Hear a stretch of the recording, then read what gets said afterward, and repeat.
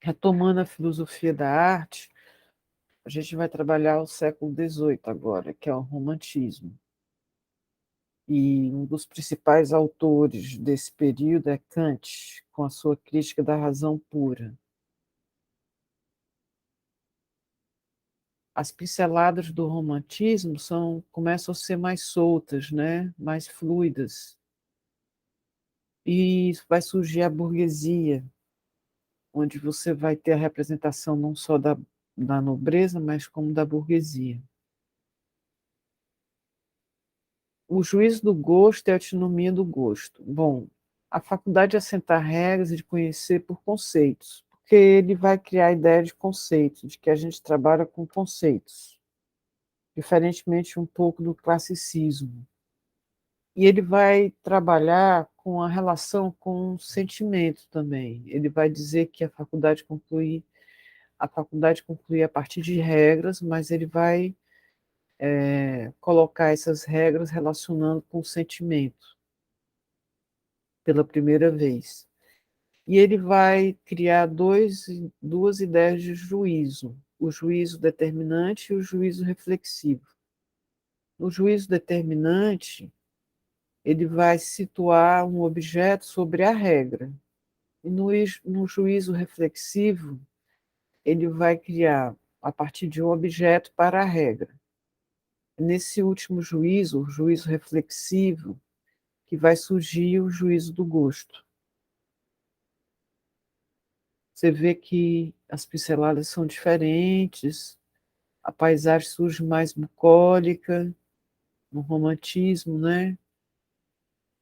Os movimentos das pessoas são mais soltos, a presença de uma fluidez nessa paisagem também é mais solta. O juízo do gosto é um prazer e uma universalidade. Ele releva de uma crítica da razão, ao mesmo tempo que tem uma imediatidade no sentimento. Portanto, do sintético a priori deve ter seus princípios universais e como tem as outras críticas. Mas os seus ideais continuam ideais da sensibilidade, ideais da imaginação, né, da indeterminação. Então, ele vai relacionar a razão pura com os sentimentos, né, a sensibilidade, no juízo do gosto.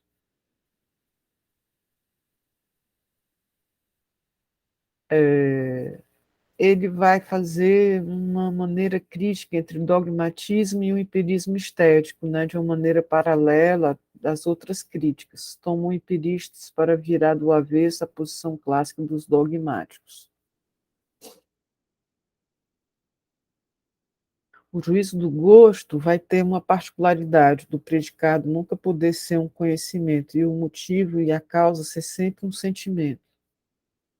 Ora, há dois sentidos possíveis na relação do prazer com o juízo. O juízo é a verificação do prazer, e o prazer é um sentimento particular que segue o juízo.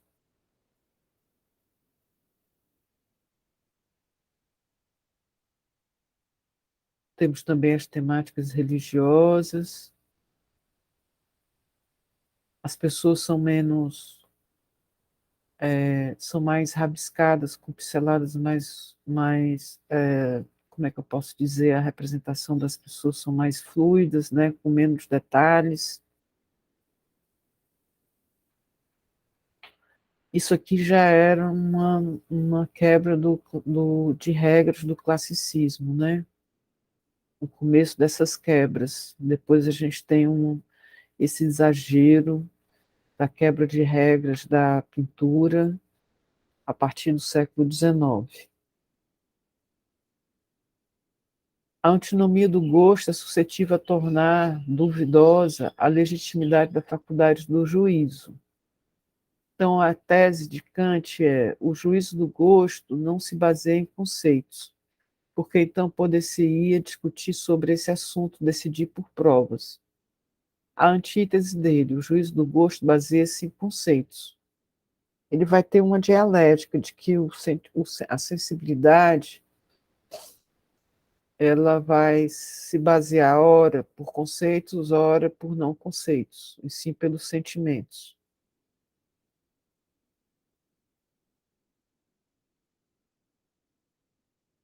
E o que significa que a motivação do juiz é puramente subjetiva, prazer ou pena, e não tem o direito de pretender a adesão necessária de outrem, da razão.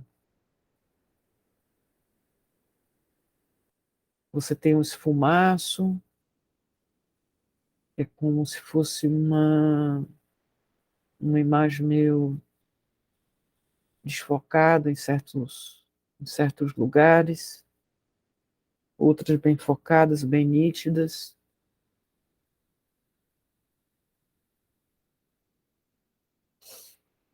Bom, entre as coisas do universo que nos obrigam a supor outra coisa além da necessidade, há o belo. Schiller, ao estudar Kant, é primeiramente impressionado por isso. Não se fala da objetividade do belo. Kant, ao analisar o belo e o sublime, diz que todo o belo nos causa prazer, mas prazer desinteressado. Aí ele traz essa palavra do desinteresse. O prazer pode ser universalmente partilhado. É uma espécie de contradição em si. O prazer é de uma subjetividade objetiva, porque ele vai relacionar o prazer, o sentimento, com a razão pura. O prazer estético não se assemelha aos outros. Há uma diferença, não só de grau, mas de natureza.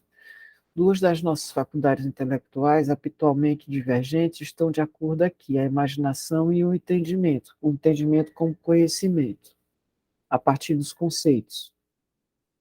Não é apenas um prazer sensível, mas intelectual. Considerando que esta harmonia é exigida por conhecimento em geral, e dado o conhecimento é universal e necessário, daqui resulta que o prazer pode ser universalmente partilhado. Essa é uma das marcas do prazer estético.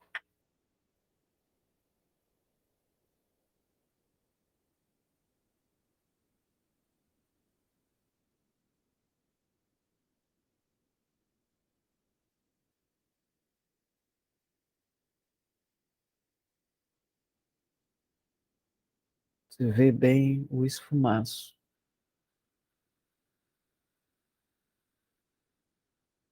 O substrato do belo mantém relações mais estreitas com a liberdade do que com os fenômenos. O sentimento estético aproxima-se do sentimento moral. É por isso que Kant diz que o único ideal do belo é o homem, pois este é o único ser livre e moral. Ele põe essa crítica da razão pura e o sentimento e a sensibilidade dentro do centro do homem, né? O que difere do classicismo. É aqui que Kant não fez o que Schiller fez. Kant não se perguntou objetivamente em que consiste, uma vez que é necessária a unidade do suprassensível, que Schiller desenvolveu essa ideia.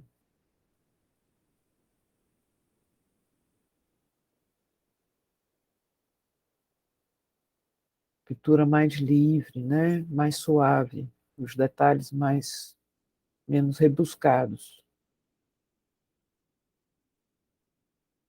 Aí a gente vem para a teoria do sublime, que tem a ver com o gosto. Kant subdividiu a sua analítica em duas partes: primeiro o belo, depois o sublime.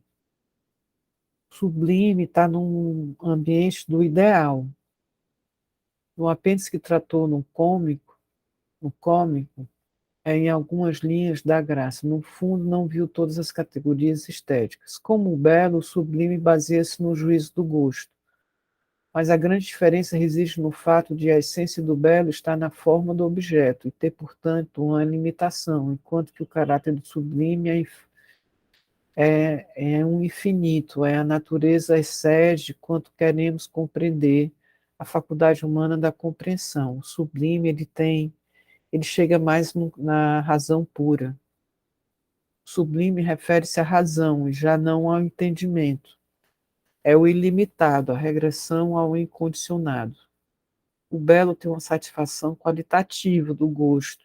O sublime tem uma satisfação quantitativa. O belo é um prazer puro, o sublime é um prazer combinado. Primeiro a constrição, depois o desenvolvimento das forças vitais. No sublime não se tem atrativo nem jogo, antes se impõe o respeito e a gravidade.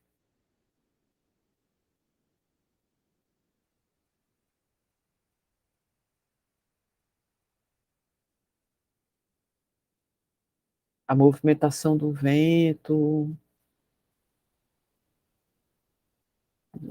a estrutura dos tecidos são mais soltas, mais fluidas.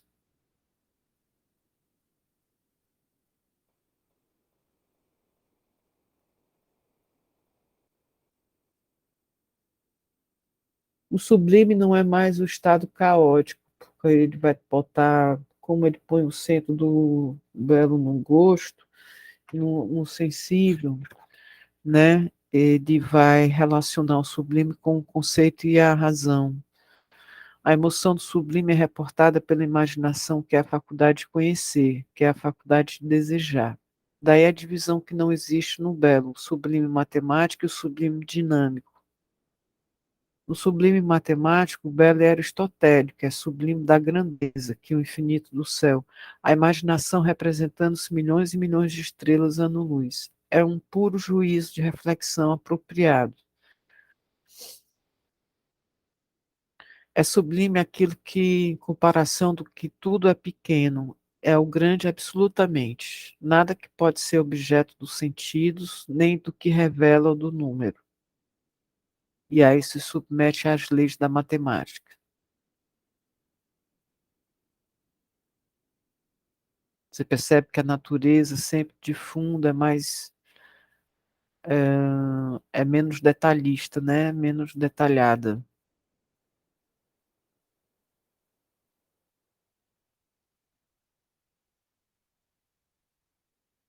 A gente visualiza mais as pinceladas. A segunda forma do sublime é o sublime dinâmico, né? O sublime da força. Ele se manifesta quando nos encontramos diante de certas forças que excedem infinitamente as nossas próprias forças. Somos humilhados e tomamos consciência da nossa impotência. É, portanto, a potência que está no centro do problema, é a força superior aos grandes obstáculos. A matéria, diz Kant, considerada no juízo estético como potência, não tem poder sobre nós, o sublime dinamicamente. O sublime dinâmico suscita, portanto, o medo. Pode-se considerar terrível um objeto sem ter medo diante dele. O homem, sob o império do temor, não pode julgar o sublime. O sublime, se nos suscita uma faculdade de resistência, só por aí é sublime.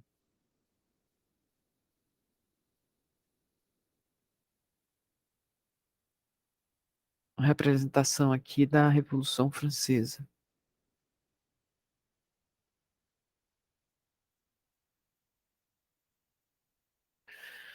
Mas o sentimento do sublime exige naturalmente uma forte cultura de receptividade das ideias, a do infinito e a ideia de moralidade. No entanto, temos o direito de exigir esta cultura dos homens, o que salva esse sentimento de belo e sublime da classe dos sentimentos mais finos para atribuir à filosofia transcendental, e se referir à faculdade dos princípios a priori. É sublime o que agrada imediatamente pela resistência ao interesse dos sentidos. Logo, no belo, a finalidade é o entendimento, no sublime, a liberdade é a razão.